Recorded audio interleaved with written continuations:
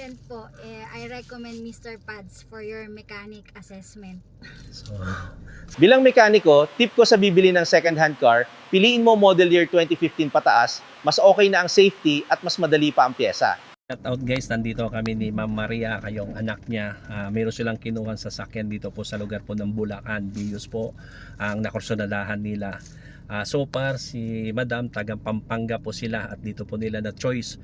Sa ngayon guys, na-check po natin yung unit at lahat naman po na-check natin, papel, na-check din natin yung sasakyan, kung bangga siya o hindi, lubog o hindi, aircon, accessories, makina. Na-road test na rin natin, ginamitan na rin natin ng scanner. So sinabi ko nga kay Madam, pagkatapos nilang bili, kailangan nila na i-premise at na-inform ko na po sila patungkol po sa gagawin nila after po nilang makuha po to. So tanungin na lang natin si Madam kung satisfied po ba sila sa pag-checking po ni Mr. Pads, kung may re-recommenda niya po tayo. So Madam, ano po masabi ninyo sa pag-check po ni Mr. Pads sa unit na nagustuhan po ninyo?